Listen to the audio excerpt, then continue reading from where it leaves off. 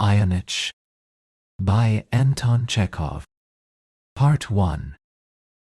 When visitors to the provincial town S complained of the dreariness and monotony of life, the inhabitants of the town, as though defending themselves, declared that it was very nice in S, that there was a library, a theater, a club, that they had balls, and finally, that there were clever, agreeable, and interesting families with whom one could make acquaintance, and they used to point to the family of the Turkins as the most highly cultivated and talented.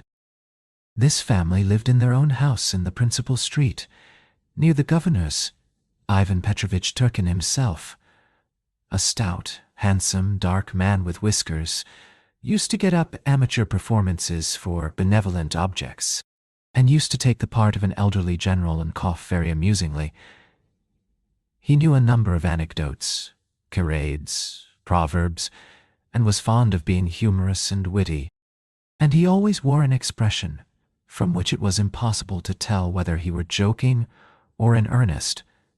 His wife, Vera Iosifovna, a thin, nice-looking lady who wore a pince-nez, used to write novels and stories, and was very fond of reading them aloud to her visitors. The daughter, Ekaterina Ivanovna, a young girl, used to play on the piano. In short, every member of the family had a special talent. The Turkins welcomed visitors, and good-humoredly displayed their talents with genuine simplicity. Their stone house was roomy and cool in summer. Half of the windows looked into a shady old garden, where nightingales used to sing in the spring. When there were visitors in the house, there was a clatter of knives in the kitchen and a smell of fried onions in the yard, and that was always a sure sign of a plentiful and savory supper to follow. And as soon as Dmitri Ionitch Startsev was appointed the district doctor and took up his abode at Ionitch, 6 miles from S, he, too, was told that as a cultivated man, it was essential for him to make the acquaintance of the Turkins. In the winter, he was introduced to Ivan Petrovich in the street. They talked about the weather, about the theater, about the cholera. An invitation followed. On a holiday in the spring, it was Ascension Day, after seeing his patients, Startsev set off for town in search of a little recreation, and to make some purchases. He walked in a leisurely way. He had not yet set up his carriage, humming all the time, "Before I drunk the tears from life's goblet." In town he dined, went for a walk in the gardens. Then Ivan Petrovich's invitation came into his mind, as it were of itself, and he decided to call on the Turkins and see what sort of people they were. "How do you do, if you please?" said Ivan Petrovich, meeting him on the steps. Delighted to see such an agreeable visitor. Come along. I will introduce you to my better half. I tell him, Verochka," he went on, as he presented the doctor to his wife. "I tell him that he has no human right to sit at home in a hospital. He ought to devote his leisure to society, oughtn't he, darling?" "Sit here," said Vera Iosifovna, making her visitor sit down beside her. "You can dance attendance on me. My husband is jealous. He is an Othello, but we will try and behave so well that he will notice nothing." "Ah, you spoiled chicken," Ivan Petrovich muttered tenderly, and he kissed her on the forehead. "You have come just in the nick of time," he said, addressing the doctor again. "My better half has written a hugest novel, and she is going to read it aloud today."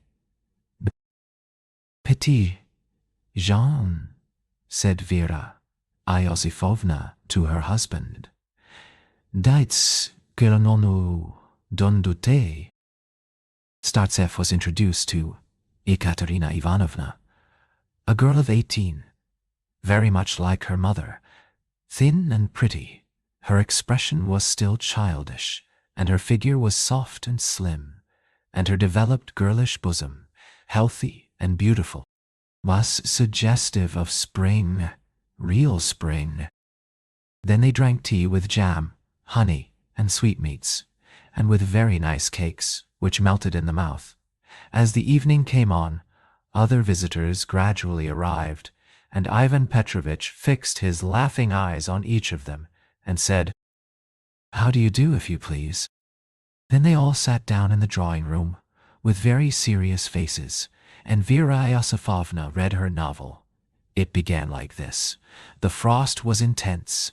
The windows were wide open. From the kitchen came the clatter of knives and the smell of fried onions. It was comfortable in the soft, deep armchair. The lights had such a friendly twinkle in the twilight of the drawing room. And at the moment, on a summer evening, when sounds of voices and laughter floated in from the street and whiffs of lilac from the yard, it was difficult to grasp that the frost was intense, and that the setting sun was lighting with its chilly rays a solitary wayfarer on the snowy plain. Vera Iosifovna read how a beautiful young countess founded a school, a hospital, a library in her village, and fell in love with a wandering artist.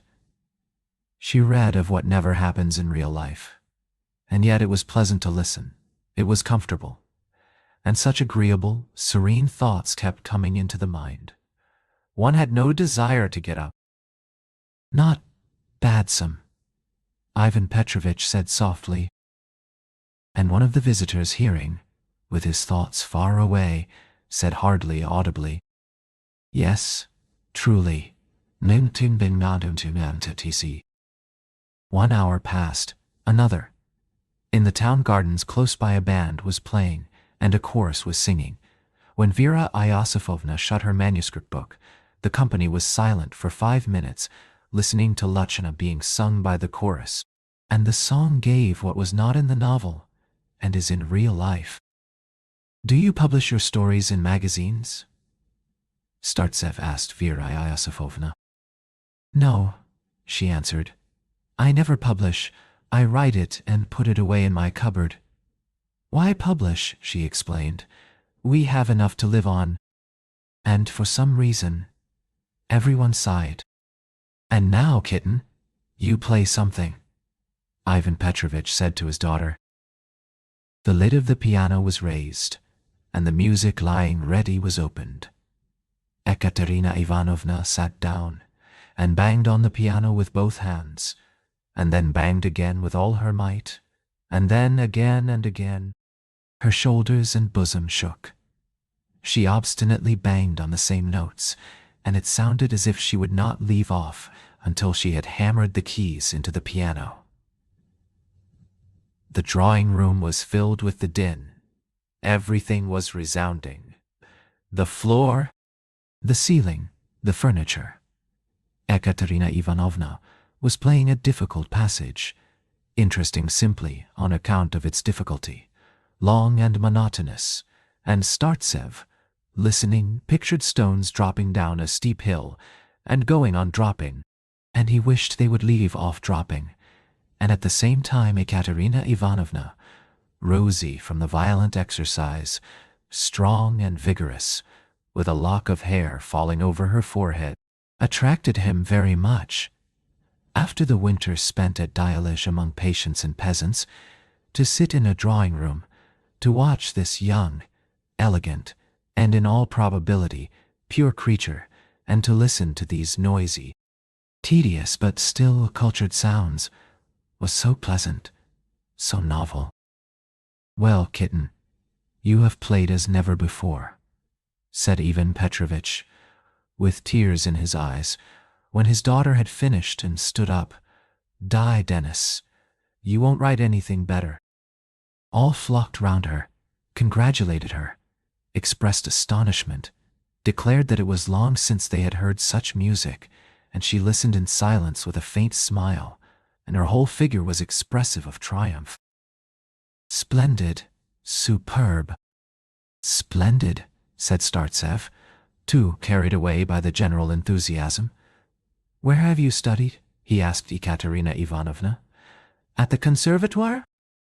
"No, I am only preparing for the conservatoire, and till now have been working with Madame Zavlovsky." "Have you finished at the high school here?" "Oh no," Vera Iosifovna answered for her. "We have teachers for her at home. There might be bad influences at the high school or a boarding school, you know, while a young girl is growing up, she ought to be under no influence, but her mother's... All the same, I'm going to the conservatoire, said Ekaterina Ivanovna. No, Kitten loves her mama. Kitten won't grieve papa and mama.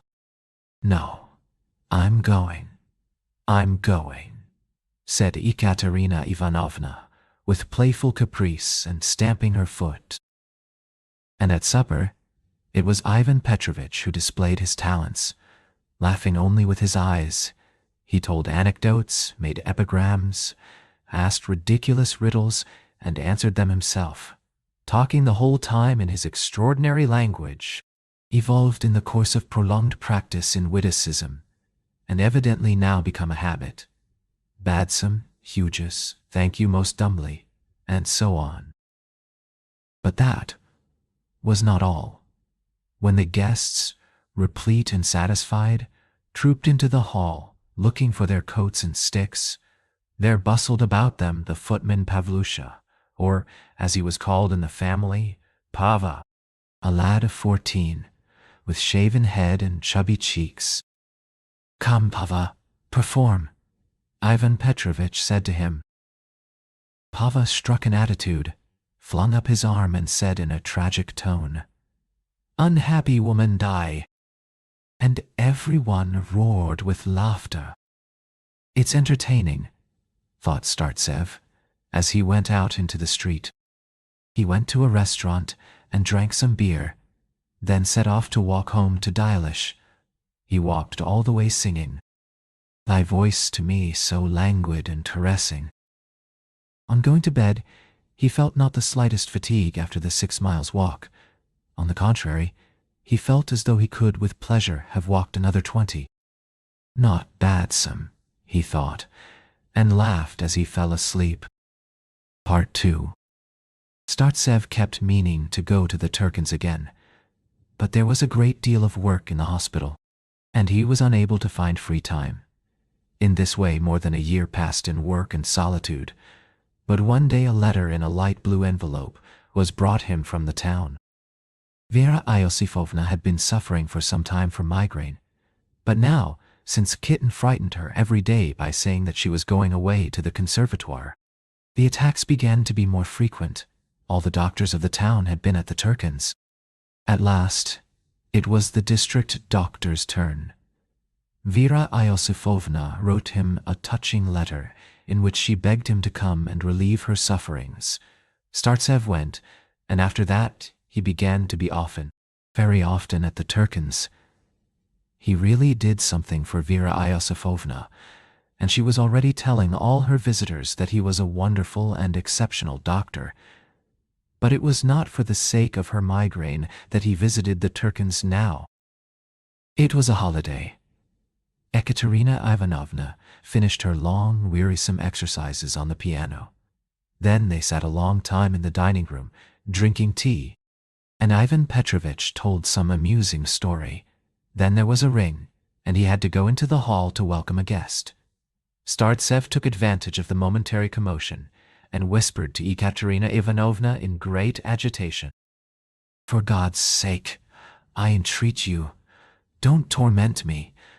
Let us go into the garden. She shrugged her shoulders, as though perplexed and not knowing what he wanted of her. But she got up and went. You play the piano for 3 or 4 hours, he said, following her. Then you sit with your mother, and there is no possibility of speaking to you. Give me a quarter of an hour at least, I beseech you. Autumn was approaching, and it was quiet and melancholy in the old garden. The dark leaves lay thick in the walks. It was already beginning to get dark early. I haven't seen you for a whole week, Startsev went on. And if you only knew what suffering it is, let us sit down, listen to me. They had a favorite place in the garden, a seat under an old spreading maple, and now they sat down on this seat. What do you want? Said Ekaterina Ivanovna dryly, in a matter-of-fact tone. I have not seen you for a whole week. I have not heard you for so long. I long passionately. I thirst for your voice. Speak. She fascinated him by her freshness, the naive expression of her eyes and cheeks. Even in the way her dress hung on her, he saw something extraordinarily charming, touching in its simplicity and naive grace. And at the same time, in spite of this naivete, she seemed to him intelligent and developed beyond her years. He could talk with her about literature, about art, about anything he liked, could complain to her of life, of people. Though it sometimes happened in the middle of serious conversation, she would laugh inappropriately or run away into the house. Like almost all girls of her neighborhood, she had read a great deal as a rule. People read very little in S. And at the lending library, they said, if it were not for the girls and the young Jews, they might as well shut up the library. This afforded Startsev infinite delight. He used to ask her eagerly every time what she had been reading the last few days, and listened enthralled while she told him. "What have you been reading this week since I saw you last?" he asked now. "Do please tell me." "I have been reading Pie-Zemsky." "What exactly?" "1,000 Souls," answered Kitten. And what a funny name Pie-Zemsky had. Alexei Feofilaktych. "Where are you going?" cried Startsev in horror, as she suddenly got up and walked towards the house. "I must talk to you. I want to explain myself. Stay with me just 5 minutes, I supplicate you." She stopped, as though she wanted to say something. Then, awkwardly thrust a note into his hand, ran home and sat down to the piano again. "Be in the cemetery," Startsev read. "At 11 o'clock tonight, near the tomb of Demeti." Well, that's not at all clever, he thought. Coming to himself, why the cemetery? What for? It was clear. Kitten was playing a prank. Who would seriously dream of making an appointment at night in the cemetery far out of the town, when it might have been arranged in the street or in the town gardens? And was it in keeping with him? A district doctor, an intelligent, staid man. To be sighing, receiving notes, to hang about cemeteries, to do silly things that even schoolboys think ridiculous nowadays. What would this romance lead to? What would his colleagues say when they heard of it? Such were Startsev's reflections as he wandered round the tables at the club, and at 10:30 he suddenly set off for the cemetery. By now he had his own pair of horses, and a coachman called Pantaleimon, in a velvet waistcoat. The moon was shining. It was still warm, warm as it is in autumn. Dogs were howling in the suburb near the slaughterhouse. Startsev left his horses in one of the side streets at the end of the town and walked on foot to the cemetery. We all have our oddities, he thought. Kitten is odd too. And, who knows, perhaps she is not joking, perhaps she will come. And he abandoned himself to this faint, vain hope, and it intoxicated him. He walked for 1/2 mile through the fields. The cemetery showed as a dark streak in the distance, like a forest or a big garden. The wall of white stone came into sight, the gate. In the moonlight he could read on the gate, "The hour cometh." Startsev went in at the little gate, and before anything else he saw the white crosses and monuments on both sides of the broad avenue, and the black shadows of them and the poplars. And for a long way round it was all white and black, and the slumbering trees bowed their branches over the white stones. It seemed as though it were lighter here than in the fields. The maple leaves stood out sharply like paws on the yellow sand of the avenue and on the stones, and the inscriptions on the tombs could be clearly read. For the first moment Startsev was struck now by what he saw for the first time in his life, and what he would probably never see again. A world not like anything else, a world in which the moonlight was as soft and beautiful, as though slumbering here in its cradle, where there was no life, none whatever, but in every dark poplar, In every tomb, there was felt the presence of a mystery that promised a life peaceful, beautiful, eternal. The stones and faded flowers, together with the autumn scent of the leaves, all told of forgiveness, melancholy, and peace. All was silence around. The stars looked down from the sky in the profound stillness, and Startsev's footsteps sounded loud and out of place, and only when the church clock began striking and he imagined himself dead, buried there forever, he felt as though someone were looking at him, and for a moment he thought that it was not peace and tranquility, but stifled despair, the dumb dreariness of non-existence.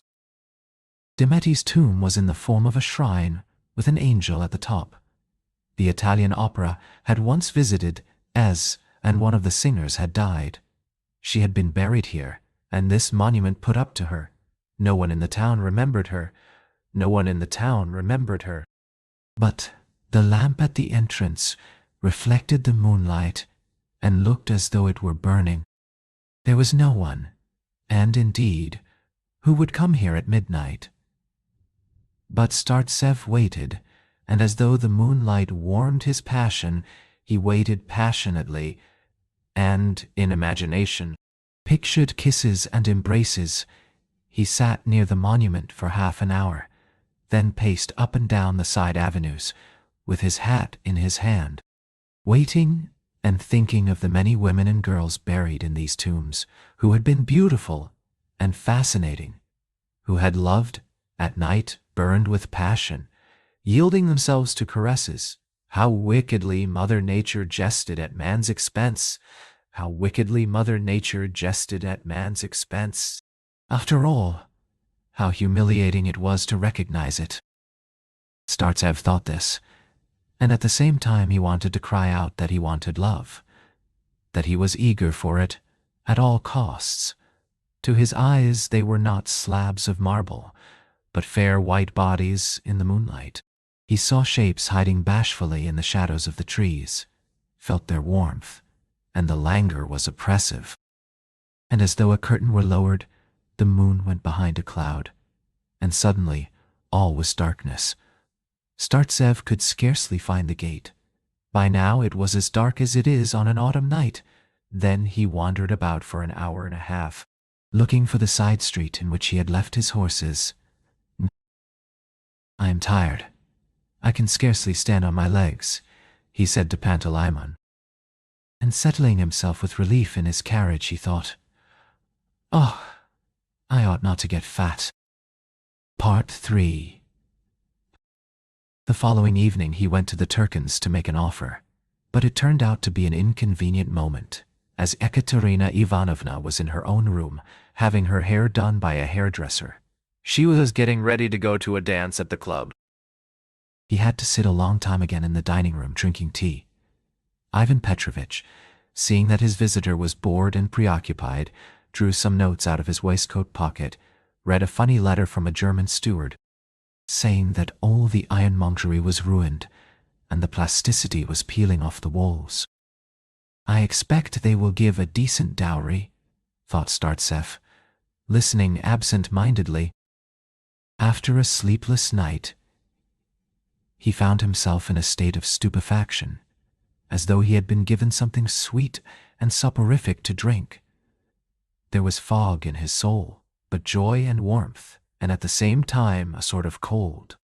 Heavy fragment of his brain was reflecting, "Stop before it is too late. Is she the match for you? She is spoilt, whimsical, sleeps till 2 o'clock in the afternoon, while you are a deacon's son, a district doctor." "What of it?" he thought. "I don't care. Besides, if you marry her," the fragment went on, "then her relations will make you give up the district work and live in the town."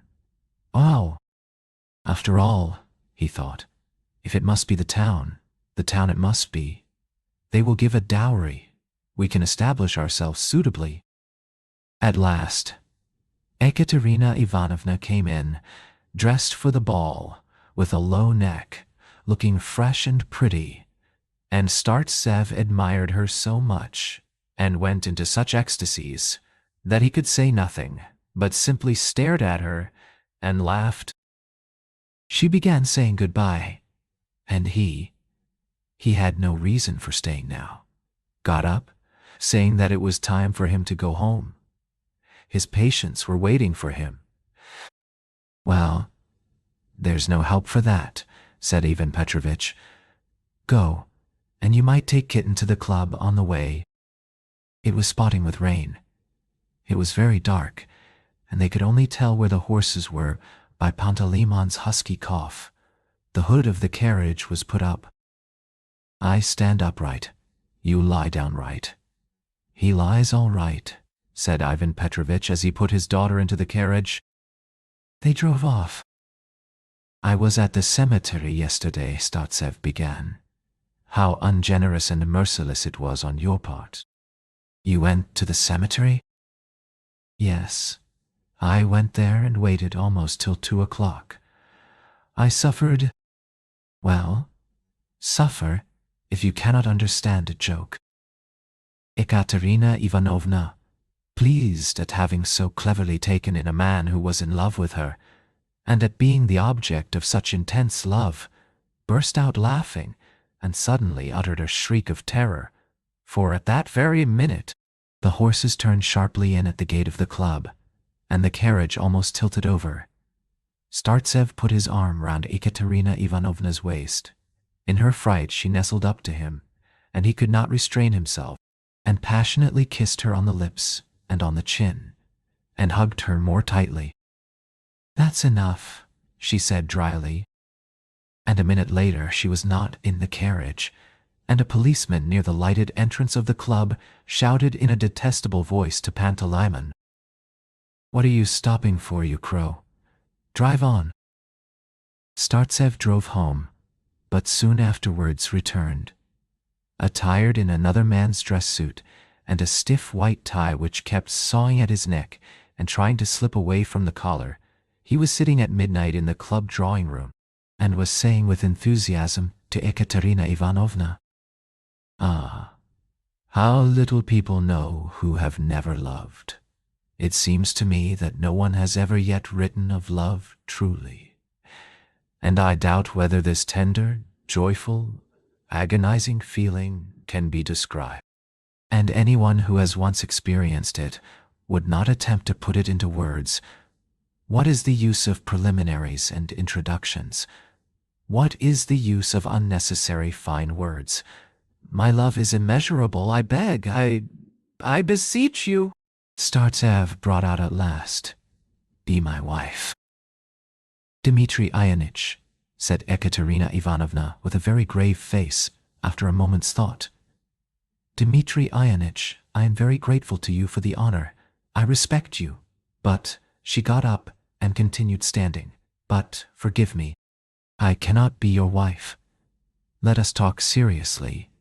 Dmitri Ionitch, you know I love art beyond everything in life. I adore music. I love it frantically.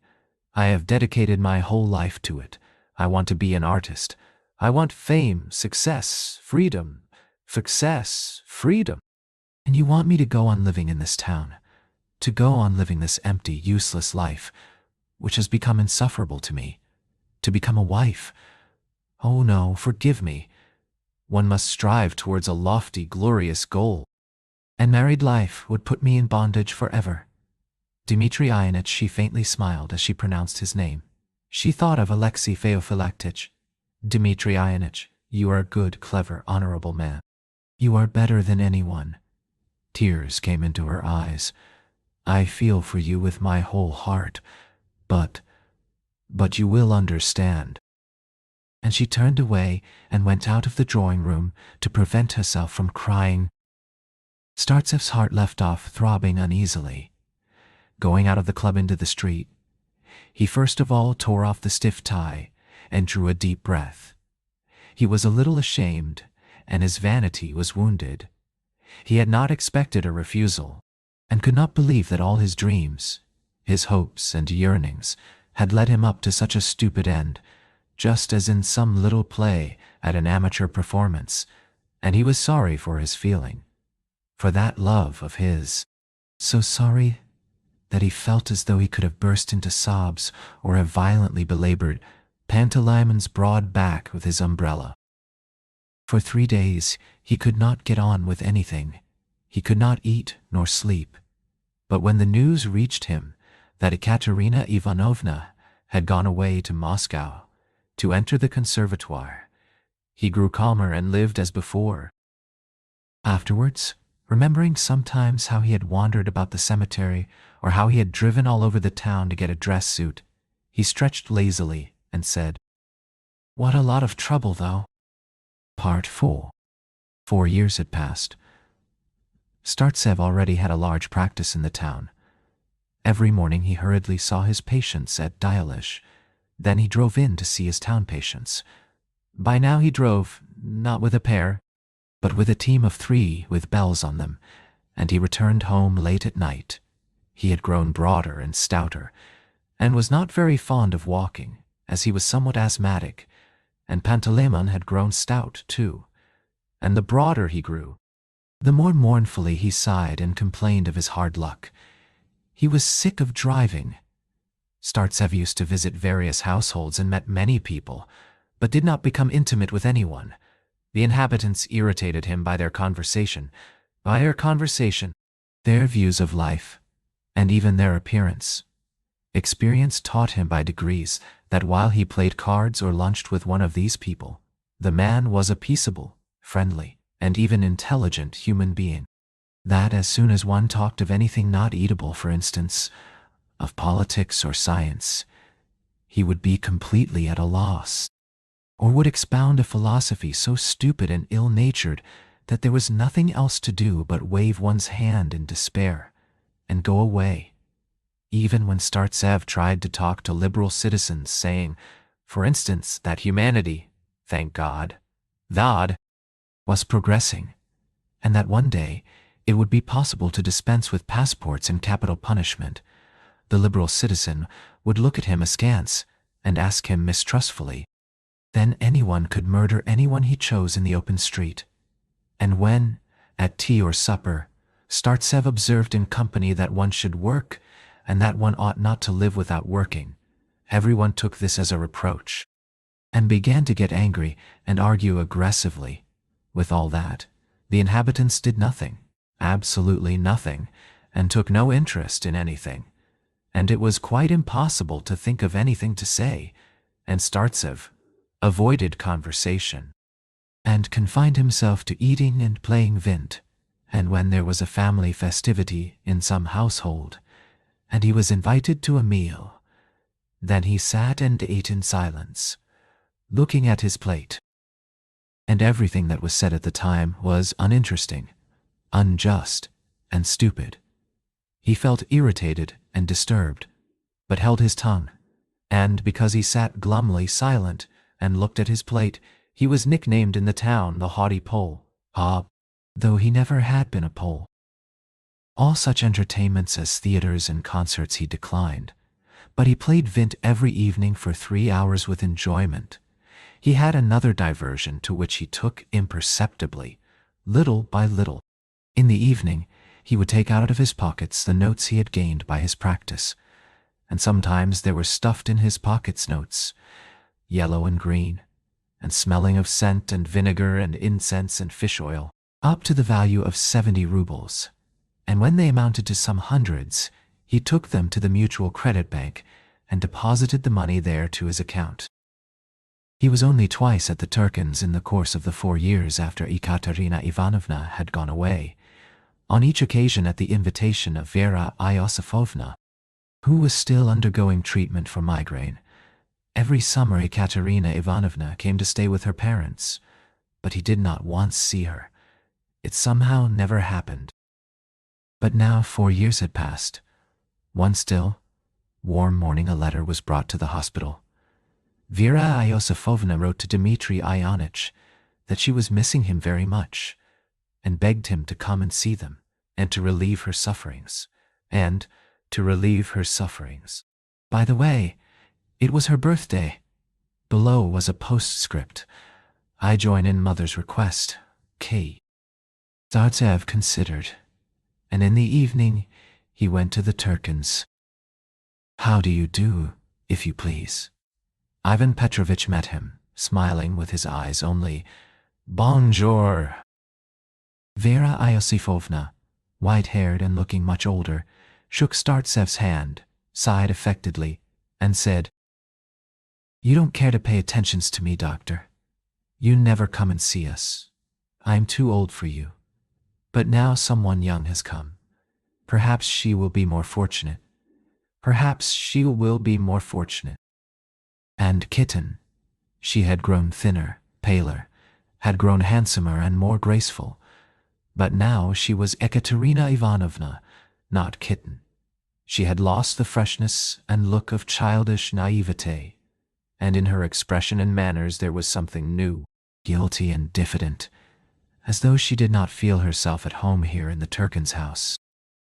How many summers, how many winters, she said, giving Startsev her hand, and he could see that her heart was beating with excitement, and looking at him intently and curiously, she went on, How much stouter you are.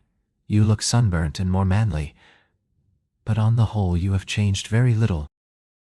Now, too, he thought her attractive, very attractive, but there was something lacking in her, or else something superfluous. He could not himself have said exactly what it was, but something prevented him from feeling as before.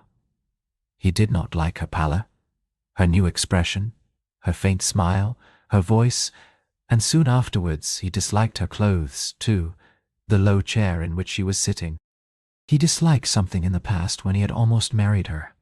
He thought of his love, of the dreams and the hopes which had troubled him 4 years before, and he felt awkward. They had tea with cakes. Then Vera Iosifovna read aloud a novel. She read of things that never happen in real life, and Startsev listened, looked at her handsome gray head, and waited for her to finish. People are not stupid because they can't write novels, but because they can't conceal it when they do, he thought. Not bad some, said Ivan Petrovich. Then Ekaterina Ivanovna played long and noisily on the piano, and when she finished, she was profusely thanked and warmly praised. It's a good thing I did not marry her, thought Startsev. She looked at him, and evidently expected him to ask her to go into the garden, but he remained silent. Let us have a talk, she said, going up to him. How are you getting on? What are you doing? How are things? I have been thinking about you all these days, she went on nervously. I wanted to write to you, wanted to come myself to see you at Ionitch. I quite made up my mind to go, but afterwards I thought better of it. God knows what your attitude is towards me now. I have been looking forward to seeing you today with such emotion. For goodness sake, let us go into the garden. They went into the garden and sat down on the seat under the old maple, just as they had done 4 years before. It was dark. How are you getting on? Asked Ekaterina Ivanovna. Oh, all right. I am jogging along, answered Startsev. And he could think of nothing more. They were silent. I feel so excited, said Ekaterina Ivanovna, and she hid her face in her hands. But don't pay attention to it. I am so happy to be at home. I am so happy to be at home. I am so glad to see everyone. I can't get used to it. So many memories. I thought we should talk without stopping till morning. Now, he saw her face near, her shining eyes, and in the darkness she looked younger than in the room, and even her old childish expression seemed to have come back to her, and indeed she was looking at him with naive curiosity, as though she wanted to get a closer view and understanding of the man who had loved her so ardently, with such tenderness, and so unsuccessfully. Her eyes thanked him for that love, and he remembered all that had been, every minute detail. How he had wandered about the cemetery, how he had returned home in the morning exhausted, and he suddenly felt sad and regretted the past. A warmth began glowing in his heart. "Do you remember how I took you to the dance at the club?" he asked. "It was dark and rainy then." The warmth was glowing now in his heart, and he longed to talk, to rail at life. "Eh," he said with a sigh. "You ask how I am living. How do we live here? Why, not at all. We grow old. We grow stout. We grow slack. Day after day passes. Life slips by without color, without expressions, without thoughts. In the daytime working for gain, and in the evening the club, the company of card players, alcoholic, raucous-voiced gentlemen whom I can't endure. What is there nice in it? Well, you have work, a noble object in life. You used to be so fond of talking of your hospital. I was such a queer girl then. I imagined myself such a great pianist. Nowadays, all young ladies play the piano, and I played too, like everybody else. And there was nothing special about me. I am just such a pianist as my mother is an authoress. And of course, I didn't understand you then. But afterwards in Moscow, I often thought of you. I thought of no one but you. What happiness to be a district doctor, to help the suffering, to be serving the people. What happiness!" Ekaterina Ivanovna repeated with enthusiasm. "When I thought of you in Moscow, you seemed to me so ideal, so lofty." Startsev thought of the notes he used to take out of his pockets in the evening with such pleasure, and the glow in his heart was quenched. He got up to go into the house. She took his arm. "You are the best man I've known in my life," she went on. "We will see each other and talk, won't we? Promise me. I am not a pianist. I am not in error about myself now, and I will not play before you or talk of music." When they had gone into the house, and when Startsev saw in the lamplight her face and her sad, grateful, searching eyes fixed upon him, he felt uneasy and thought again. "It's a good thing I did not marry her then." He began taking leave. "You have no human right to go before supper," said Ivan Petrovitch as he saw him off. "It's extremely perpendicular on your part. Well, now perform," he added, addressing Pava in the hall. Pava, no longer a boy, but a young man with mustaches, threw himself into an attitude, flung up his arm, and said in a tragic voice, "Unhappy woman, die." All this irritated Startsev. Getting into his carriage and looking at the dark house and garden, which had once been so precious and so dear, he thought of everything at once.